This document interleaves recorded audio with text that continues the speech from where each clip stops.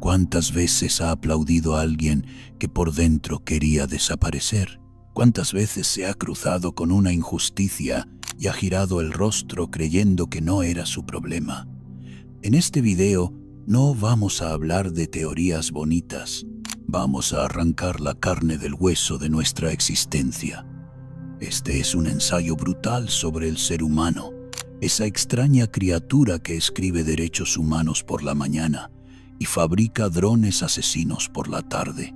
Vamos a conversar sobre nuestra hipocresía, sobre esa contradicción entre lo que decimos querer y lo que hacemos con las manos, con las palabras, con las leyes. Y no va a ser fácil, porque en el fondo, usted se verá en cada parte de esto. La especie que dibuja corazones en cuadernos escolares es la misma que fabrica hornos crematorios para el exterminio masivo. El mismo cerebro que canta una canción de cuna es capaz de planear una violación colectiva. La verdad es que la belleza de la humanidad siempre sangra por las esquinas y nadie limpia el suelo después. Esa contradicción no es un accidente, es la esencia. La naturaleza no tiene moral. La moral es invención nuestra, un artificio frágil, mutable, manipulado conforme al contexto. Y detrás de ese barniz de civilización, lo que queda es un animal inestable que lo quiere todo: amor eterno, placer inmediato, gloria, paz, pero también control, venganza y destrucción. Somos una especie que sueña con el infinito, pero tropieza en vanidades mínimas.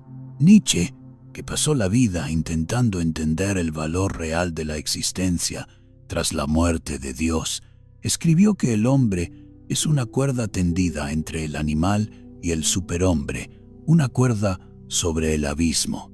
Él no usaba esa imagen en vano. Para él la humanidad es un proyecto en conflicto, no una esencia divina en caída. Somos una transición, no un destino. Solo que en ese abismo mucha gente cae diariamente. Mientras celebramos a Elon Musk lanzando cohetes, 9 millones de personas mueren al año de hambre. Una cada 3 segundos. La mayoría de ellas, niños. Esto no es una falla en el sistema. Esto es el sistema. Camus llamó a esto absurdo. La colisión entre el deseo humano de sentido y el silencio indiferente del mundo, y en ese roce nace lo que somos, criaturas que crean significado incluso cuando saben que van a morir. Es eso lo que nos hace humanos, pero también lo que nos enloquece. ¿Cuántas personas conoce que sonríen pero no duermen, que producen como máquinas y lloran como niños en el baño de la empresa, que dicen todo está bien mientras piensan en saltar? El dolor es banal, cotidiano. Está en el metro abarrotado, en el scroll infinito, en el almuerzo del domingo donde nadie se escucha. El humano sangra en silencio, pero aún sueña, y eso es lo más cruel de todo. Nuestra capacidad de crear belleza dentro de la ruina, de componer sinfonías en Auschwitz, de hacer poesía en el basurero, de ponerle nombre al hijo mientras el mundo colapsa. El sueño nunca muere, pero muere quien sueña. Neurocientíficos como Antonio Damasio ya demostraron que emoción y razón no son opuestos, van juntas. Decidimos lo que es correcto o incorrecto con el corazón tanto como con el cerebro. Esto explica por qué la empatía puede ser selectiva, por qué lloramos por un perro atropellado, pero no movemos un dedo por 10.000 muertos en un terremoto lejano. La proximidad emocional siempre vale más que la estadística racional, y eso nos deja peligrosamente vulnerables a la manipulación de gobiernos, religiones, ideologías. Pero también revela una verdad cruda. No somos tan racionales como nos gusta creer. Somos bichos que sufren y que fingen que no están sufriendo. Schopenhauer decía que la vida es una oscilación entre el hastío y el dolor, que el sufrimiento es la sustancia del mundo y que desear es sufrir por anticipado. Pero aún así, continuamos deseando, continuamos creyendo. Un cohete dibujado con carbón en el muro de la escuela es un grito de fe, un gesto de quien todavía cree que el cielo puede ser alcanzado, incluso cuando vive en el infierno. La humanidad es esa colisión permanente, un sueño que sangra. En 2023, científicos chinos anunciaron la creación de un embrión sintético. En el mismo mes, en Etiopía, un niño de 7 años murió deshidratado sosteniendo una botella de Coca-Cola. La especie que descubre cómo generar vida sin sexo aún no ha aprendido a mantener vivos a los que ya nacieron. Nada es más humano que prometer futuro encima de cadáveres. La técnica se convirtió en religión, la tecnología en un nuevo Mesías, y los profetas de este culto venden aplicaciones, no parábolas, pero la promesa es la misma: redención, menos sufrimiento, más control, más longevidad, más conveniencia. Solo que en el altar de la eficiencia, lo que estamos sacrificando es la propia humanidad. Byung-Chul Han escribe que vivimos en el tiempo del rendimiento, donde el sujeto se explota a sí mismo creyendo estar realizándose. El verdugo y la víctima ahora comparten el mismo número de identificación fiscal. Producimos, sonreímos, evolucionamos y enfermamos en silencio, culpándonos a nosotros mismos por no ser lo suficientemente felices con todo lo que tenemos. Somos una civilización que finge progreso mientras colecciona vicios, crisis y colapsos emocionales. Y hay un detalle que a nadie le gusta discutir. El avance técnico no resuelve cuestiones existenciales, solo las encubre. Más pantallas, menos presencia, más conexión, menos comunidad, más datos, menos sabiduría.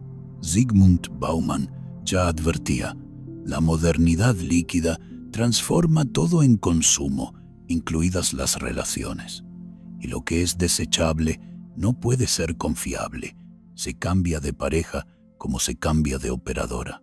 Se cambia de ciudad como se cambia de plan de celular. Se cambia incluso de ideología, siempre que genere engagement. El futuro se volvió un producto, la esperanza, un algoritmo, y quizás el mayor truco de la técnica sea ese: hacer parecer que estamos subiendo al cielo cuando en realidad estamos cavando más profundo el infierno, solo que con LED y fibra óptica. En los basureros tecnológicos de Agbogbloshie, en Ghana, miles de niños respiran veneno mientras queman restos de celulares, computadoras y tabletas de última generación. Los mismos aparatos que usamos para discutir ética, medio ambiente y bienestar en las redes sociales.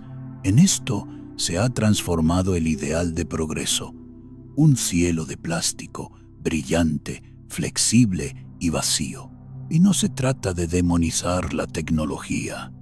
Se trata de desenmascarar la creencia infantil de que ella, por sí sola, nos hará mejores. La historia muestra lo contrario. El Homo sapiens aprendió a hacer fuego y quemó aldeas.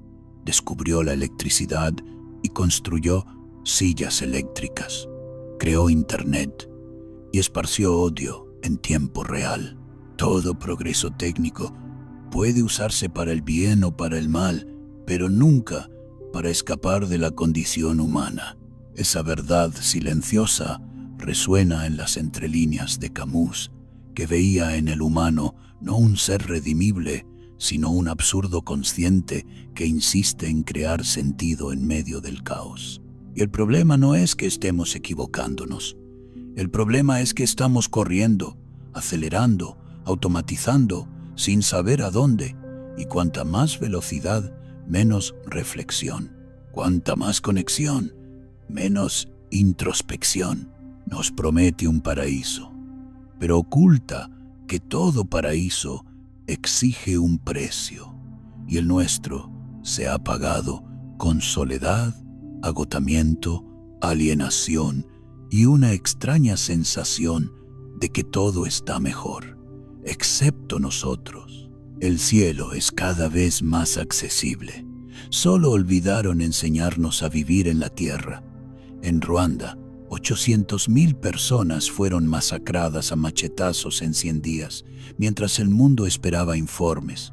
En Gaza, a los niños se les amputan miembros con alicates por falta de anestesia, mientras líderes mundiales redactan notas de pésame. Lo que nadie dice es que el mal, la mayoría de las veces, no grita. Llena hojas de cálculo. El infierno en el siglo XXI tiene protocolos, metas, organigramas. Habla con educación, viste traje, trabaja de 9 a 6. Ya no es el monstruo mítico que destruye ciudades. Es el gerente que aprueba recortes presupuestarios que matarán silenciosamente a miles.